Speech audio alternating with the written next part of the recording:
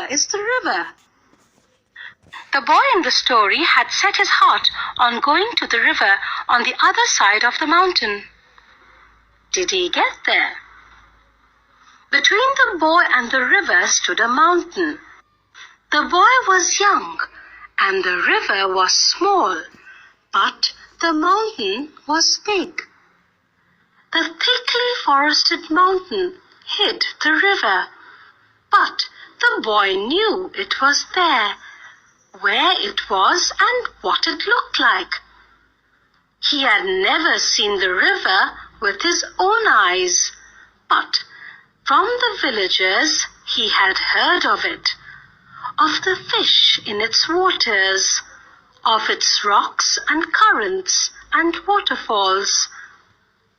And it only remained for him to touch the water and know it personally. He stood in front of his house on the hill opposite the mountain and gazed across the valley, dreaming of the river. He was about 12 years old, a sturdy boy with untidy black hair and shining black eyes. He had fine features and clear brown skin, but his hands and feet were rough and scratched. He was barefooted, not because he couldn't afford shoes, but because he felt free in his bare feet. He liked the feel of warm stones and cool grass, and not wearing shoes saved him the trouble of taking them off. It was 11 o'clock, and he knew his parents wouldn't be home till evening. There was a loaf of bread he could take with him, and on the way he might find some fruit. Here was the opportunity he had waited for. It would not come again for a long time, because it was not very often his mother and father visited relatives for the entire day and left him on his own. They had gone out on something important. That was why he had been left with a very sketchy meal: a loaf of bread, some milk, and 2 eggs. He went into the house and wrapped the loaf in a newspaper. Then he closed all the doors and windows. The path to the river dropped steeply into the valley, then rose and went round the big mountain. It was frequently used by the villagers, the woodcutters, milkmen, mule drivers, but there were no villages beyond the mountain or near the river. The boy passed a woodcutter and asked him how far it was to the river. The woodcutter was a short but powerful man with a creased and weathered face and muscles that stood out in hard, ugly lumps. 7 miles, he said, which was fairly accurate. Why do you want to know? I'm going to the river, said the boy. Alone? Of course. But it is too far.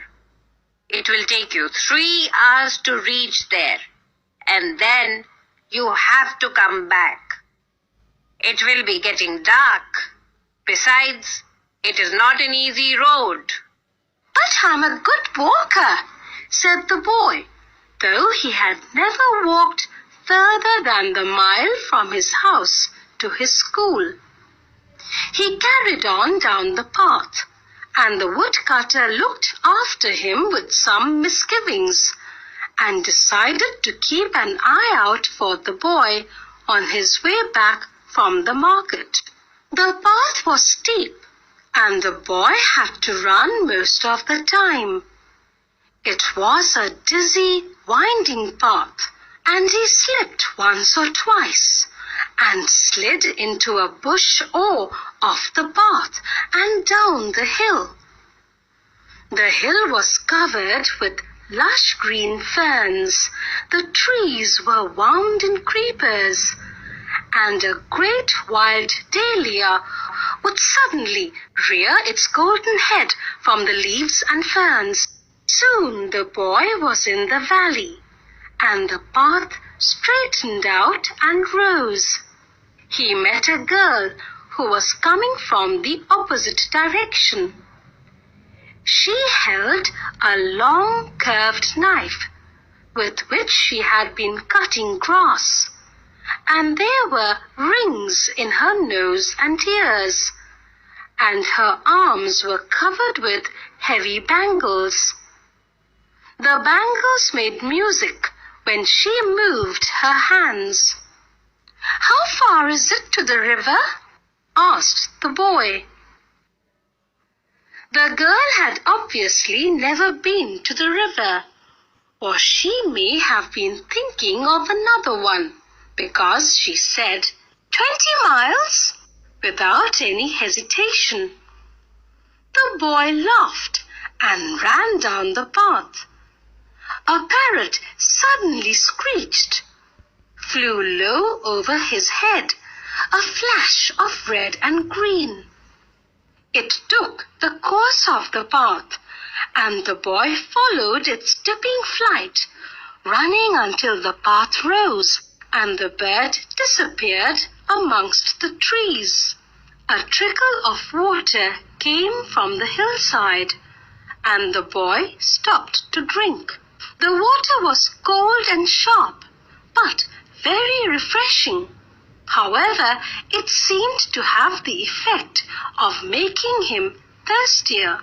The sun was striking his side of the hill, and the dusty path became hotter, the stones scorching the boy's feet.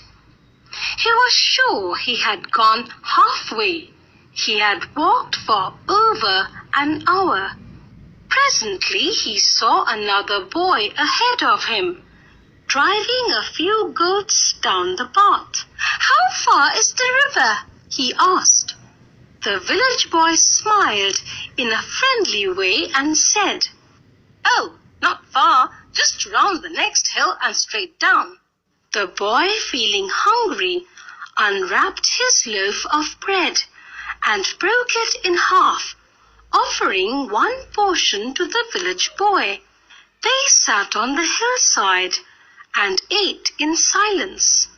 When they had finished, they walked on together and began talking. The boy did not notice the smarting of his feet and the heat of the sun and the distance he had covered and the distance he had yet to cover.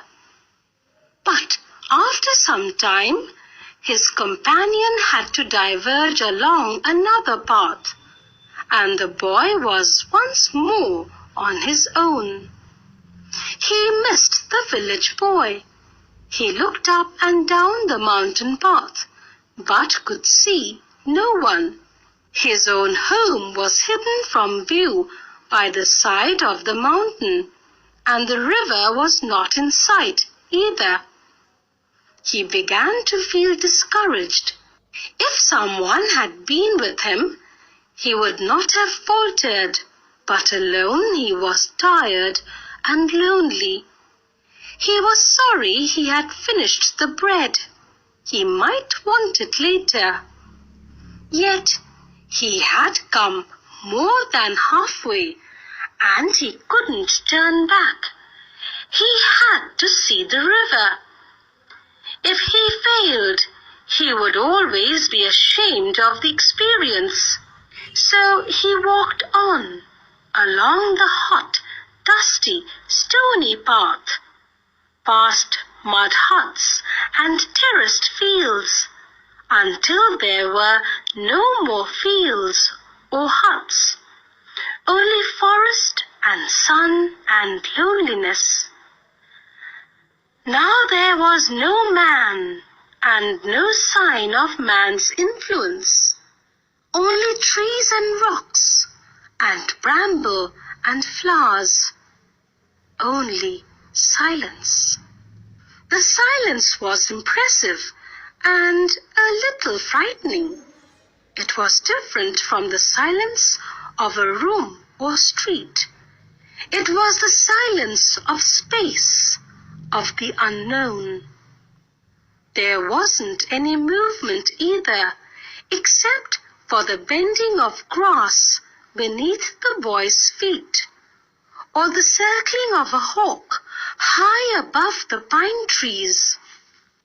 Then, as the boy rounded a sharp bend, the silence broke into sound, a sudden roaring sound, the sound of the river. Far down in the valley, the river tumbled over rocks, fast and frenzied. The boy gasped and began to run. He slipped and stumbled, but still he ran. Then he was ankle deep in the painfully cold mountain water. And the water was blue and white and wonderful.